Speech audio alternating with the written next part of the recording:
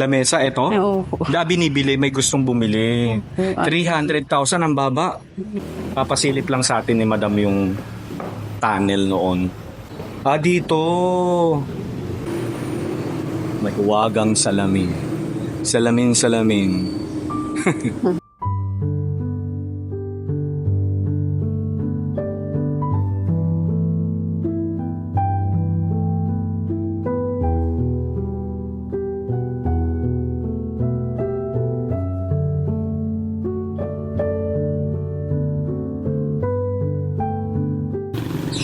Okay, so nagbabalik na naman tayo dito sa Sariaya, Quezon. Gaya nga ng sabi ko, babalikan natin itong Catalino Rodriguez Ancestral House.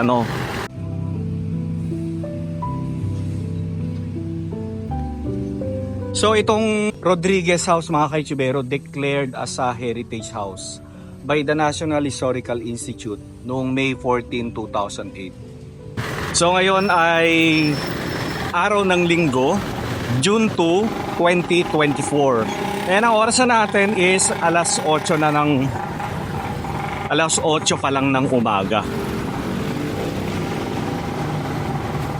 Ayun na si Madam, oh. Hello, Madam. So meron tayong kasama, yung brother ko.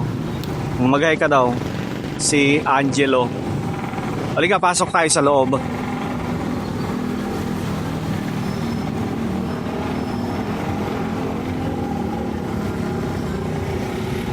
Okay, so may contact number dito sa mga gustong mamasyal dito or mag-visit. Ayan, copy nyo na lang yung number. Okay, so bali ito yung mismong entrance, pero hindi tayo dito dumaan kasi nakalock. So doon tayo mismo sa likod dumaan. So sabi ni Ma'am, diretso na raw tayo dito sa loob. Ganda, no? Tanyo naman yan, no?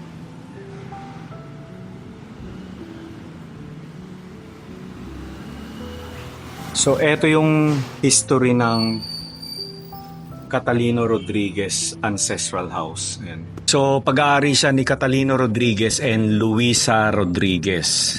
Ayan. Tapos, ang bahay ay itinayo 1922.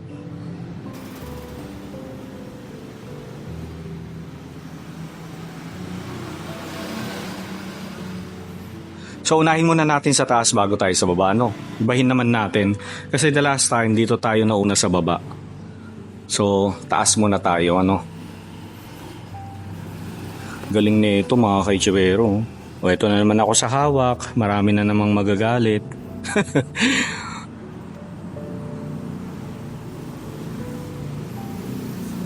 Grabe yung mga balustre mga kaichibero.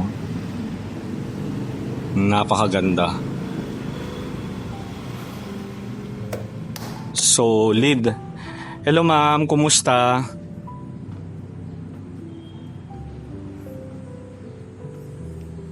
Diba? So, isa itong bahay na ito sa mga well-preserved, well-maintained ng mga Rodriguez. So, ang mga Rodriguez pa rin, yung mga naiwang descendant ni Catalino Rodriguez, sila pa rin yung may-ari ng bahay na ito hanggang ngayon. Ayan.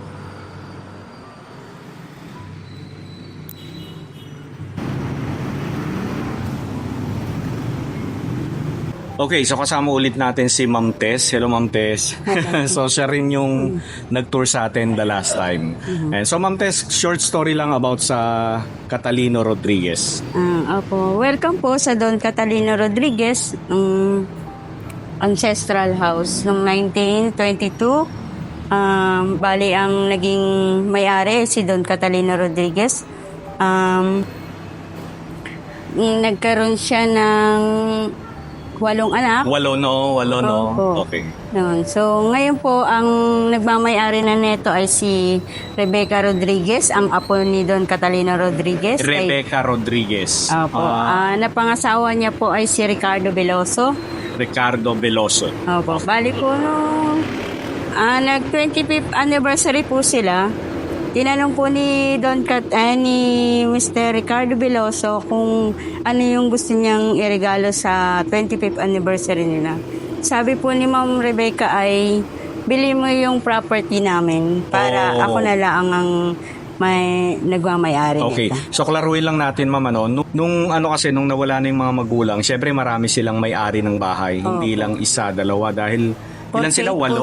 Po, opo, 48 po silang Oo, naghati-hati dito. Oo. Sa So ang nangyari, binili ni Ma'am Rebecca Ni Ricardo Veloso. Ricardo Veloso tsaka ni Ma'am Rebecca itong bahay para sila na lang yung Sila may-ari. na po yung... Oo.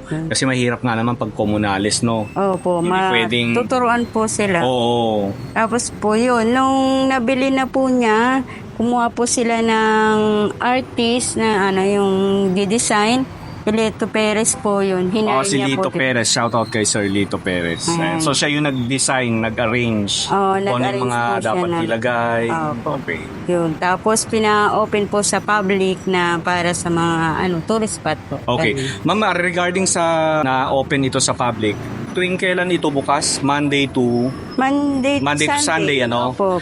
Magpapa-inquire lang po kayo ng one day before po. One day before. Opo, kasi Okay. po isa So, lang so pwede ko bang ilagay yung number mo dito sa video?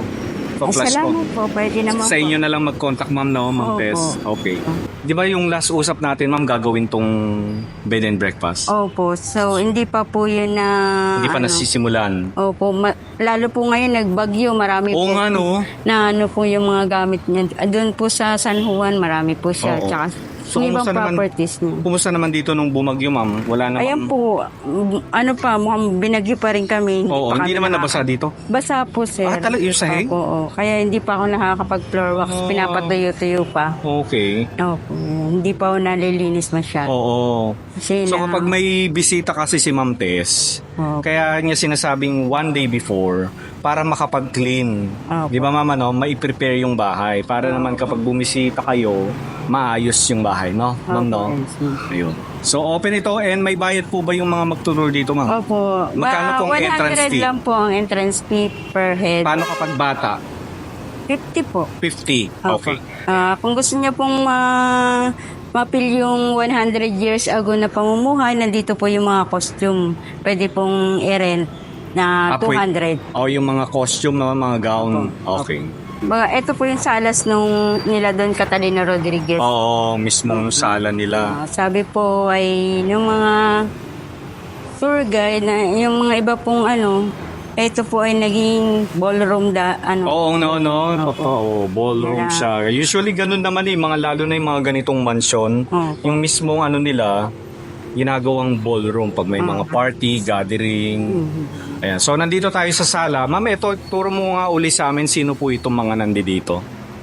Yan po si Don Catalino Rodriguez. Ito si Don Catalino. Opo, yan si Don Niluulit lang uli natin ha kasi may mga ilan sa inyo bago lamang na nanonood sa channel. Yan. Luisa Rodriguez. Opo. Tapos yung nasa taas, ma'am, sino na nga po yun? Sabi po nung apo ni Don Catalino, yan po ay tiyahin nila. Tsahin. Opo, nung namatay daw po itong si Donya, ay siya po ang nag-alaga ng mga anak ni Don Catalino. Nung namatay si Doña Luisa, ang nag-alaga sa kanilang naiwang anak, si yung Tsahin. Opo. Okay. Nakakatuwa itong bahay na ito. So makikita mo talaga kung gaano karangya yung mga pamumuhay ng mga tumira dito sa bahay. Kasi makikita nyo, may mga po, mga original yan, ma'am, no? Opo. Na hindi nabura. Kita nyo yun, yung parang mga mural na design ng bahay. Diba? Siyempre, yung piano.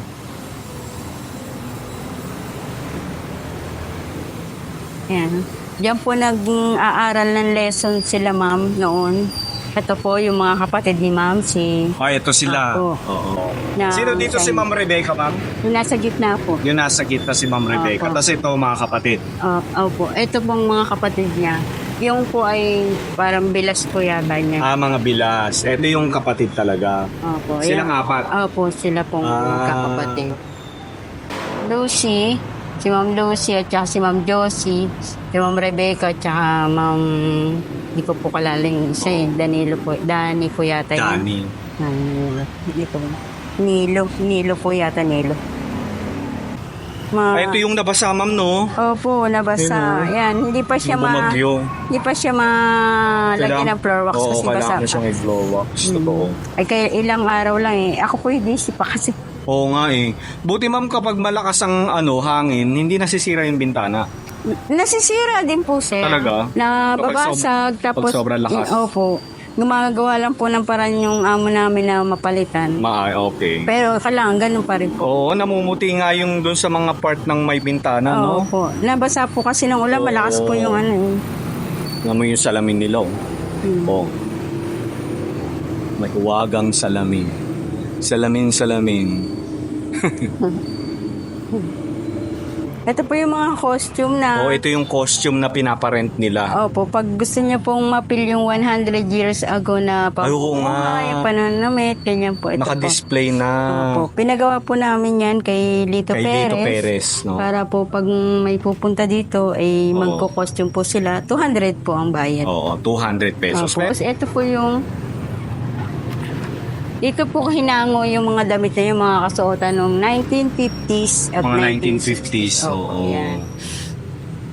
Grabe, buhay pa. May sinuot ka na ba dyan? Baka kayo yan. Grabe, no? At least may option yung mga mamamasyal dito. Mafe-feel mo nga naman yung parang travel back in time, naka-costume ka, Opo. no? Tapos dito may tagos. Tagos yung kwarto. Kaninong kwarto ito usually dati? Ito po ay mga babae daw po ang dito. Okay. Kwarto ng mga babae. Ay, mali. Ng mga lalaki, sorry. Okay. Tapos dito, babae. Ang babae po daw ay sa baba. Okay. Ganon? Opo, kasi po meron po dong... Sabi po nung may nagsasabi na meron po dong tunnel. Yung daanan po papuntang simbahan. Pero makikita pa kaya natin yung parang tunnel na entrance? Natabunan po nung bolt. Ng bolt? Pero makikita pa rin natin yung pinaka Pwede niya. pong bubuksan. Pwedeng tingnan, silip lang mamaya. Opo. So eto, kwarto ng mga babae, mga anak mo lang. Mga lalaki pala, sorry. Pero yung meron po siya ditong pumunta na apo ni Don Catalino na pinapanganak po yata yon. Sabi niya po ay kapag may darating daw po ng mga Kastila, meron daw po ditong dito daw sila pinapagtago. Yung mga babae. Opo. Ay, tinatago. Sisipa lang nila. Opo. Yes. So dito naman tayo sa kitchen. So mabilis na tour lang tayo kasi si ma'am meron ding lakad eh. Tapos ito, kaninong kwarto naman to? Ito po yung master bedroom. Ang master bedroom. Kwarto Opo. ng mag-asawa ni Don Catalino at saka ni Doña Luisa. Ito po yung mga Rodriguez. kasuotan nila, yung mga damit nila noong unang panahon. O, di ba nakit pa nila, oh? Oh. Yan po yung mga... Hindi alam ko... Pero gamit pa rin nila ito. O mga anak to. Ito po ay kay kay anak po, kay Vicente Rodriguez. Isa sa mga anak. Oo. Opo, yan mga kasuotan pa nila yun. Maliliit po silang tao nung unang panahon. Oo nga, no. Totoo yan. Mga Pilipino noon. Bewang nila ay 18 lang. Yung... 18 ang waistline? Petit din sila. Tapos, 4 din lang na. 5 ang pinakamataas na. Even naman siguro yung mag-asawa, no? Naman, pitit sila pero kita nyo naman yung ceiling ng nila, Opo. napakataas. Kasi po wala pong Diba? ilaw, walang kuryente para malamig. Ganda nito, ma'am, oh. Ayan po yung kanilang Parang tukador. tokador. No? Ito talaga yung tukador nila noon. Opo. Yung pa rin original na tukador Yan pa rin. nila. Pati yung... Ng master bedroom. Di pa napapalitan yung salamin. Oo nga. Mahal na yan, ma'am, pag bibili mo. Parang ngayon na lang ako nakakita ng ganyang tukador eh. So dito muna tayo sa kitchen nila. Ito nga, yung lamesa nga daw po eh. May natawad na yan, 300,000. Lamesa, ito? Opo. Binibili, may gustong bumili. 300,000 ang baba. Pero syempre, pag binili mo yan, pati table and chair, no? Pupunta rito sa Sariaya, ha? Pasyalan nyo itong Catalino Rodriguez Ancestral House. Hanapin nyo lang si Ma'am Tess. Ayan. So dito, ito inaayos. Ito na naman tayo sa ma'am, Pugon, no? Yung nakita natin the last time, oh. Lutuan. Di ba may ganito tayo dito? Ganito? Hindi naman ganito. Hindi ba ganito? Hindi pa to. So kapag maliit yung ano mo, kaldero, yan. Kung may mas malaki, tatanggalin mo ulit. Hanggang palaki ng palaki. Iron niyo, bakal talaga. Ayan. Kasya ni sir. O, kasya na ako dyan. Ako lang naman yata lalabas eh. So ito yung pinaka-veranda nila, no? Di ba?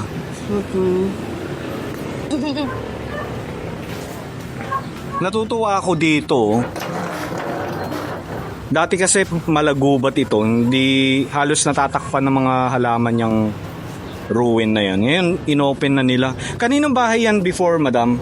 At sa anak po ni Don Catalino. Ah, I see. Ano po yun eh, yung doktor daw po. Oo. Tapos napatay sa rally, sa sa tren. Ay, ganon. Opo, tinuro ng makapili. Panahon daw po ng hapon. Tapos binomba daw po yan. Ah, binomba siya nung ano. Oo. Nasunog daw yan gawa ng nabomba. Yun, umalis na yung mga Kaya simula noon, naiwan na siyang ganyan. Opo. Hanggang sa nasira na lang. hindi na Kamag-anak pala. Anak pala ni Don Catalino at saka ni kanyang asawa. Diba? Naman tayo. Dito na tayo bababa, ma. Opo. Sige, dito Ito na po tayo. yung ano ba? Ano naman dito? Grabe, oh. Ito po yung dati. Daanan ng mga Maid. Opo, servers. Mga kasambahay. Tama? Opo. Kaso lang nung 2003 po ay ginawa tong ginawang restaurant. Etong baba na to. Opo.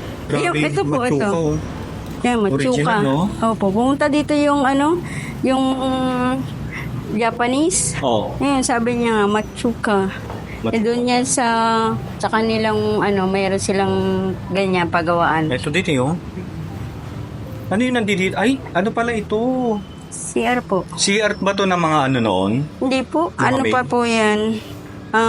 Yung pinagawa po sa restaurant. Pinagawa ng restaurant ito. Okay, okay. Ito po kasi, itong baba na to ay po yan, garahe daw po yan noong unang panahon. Nirentahan nito at ginawang restaurant, pinagawan ng CR. Opo. Okay, so nandito na ulit tayo sa baba. Papakita sa atin ni Ma'am yung entrance papunta ng tunnel. Di ba mga kaichibero? Ang lawak ng bahay, ano? Yan, ito po yung yung mga kwarto noong unang panahon ng mga babaeng Rodriguez. Mga anak nilang babae. Opo. Dito sa baba sila, no? Opo. Nung nakapangasawa po ng yung mga Rodriguez, nag-asawa na po. Oo. Dito po tumira yung Rodriguez, pamilya ni Ma'am Rebecca. Oo. Dito po sila. Dito sila nag-stay sa baba. Opo, sa taas po ay may mga Gala Rodriguez. Gala Rodriguez naman. Grabe ito naman. Ganito. Yan, daw po sila niyan. Pag nagta-travel po sa ibang bansa, Oo. sa Europe, yan nakikita po nila yung yung kung anong bahay, tapos pinapagawa. Pinapagaya. Oo.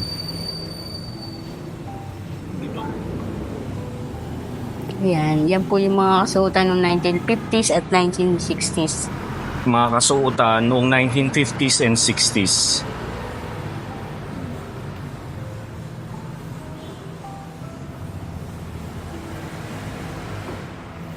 Eto talaga may CR na talaga, no? Oo nga. Tama. Opo, CR lang. Maghahanap ng anong bathroom, ano itsura ng bathroom noong 1920s. May bathtub pa. Mhm. Ano po yan, kasi po, nung unang panahon, di ba po marami sila, Oo. Ay, yung lababo lang. bawat Gasan. kwarto po, bawat kwarto may lababo. Para po, Oo. Kaya doon sa taas din may lababo eh, no? Nandun talaga yun noon. opo. Maghugas ng kamay, maghilamos, toothbrush. Oo. Ang CR lang po dyan at saka maliligo. Okay. Saan banda yung yung tunnel? Yun po. Papasilip lang sa atin ni Madam yung tunnel noon. Yan. Kung saan sila bumababa. Dito po. Dito. Ano mo pa ba yan, ma'am? Tulungan mo ulit. Bubuksan po ito. Ay, oo nga. Ay, may bolt pa. Nilagyan po ng bolt kasi baka daw po may ahas dun sa loob. Ah, oo. Pero ang galing nila na ibaba nila yung bolt dyan. Bigat yan eh, di ba? Nandito pala siya sa kwarto ng mga anak nilang babae. Oo, siguro po yan ay bolt ni Don Catalino, no? Oo. Isga na lang nilagay. Pero wala nang laman yung bolt, ano? Malamang po wala, no? Sa dami Oo. ng tumira dito. Siyempre. Umilaanay na pala siya. Oo.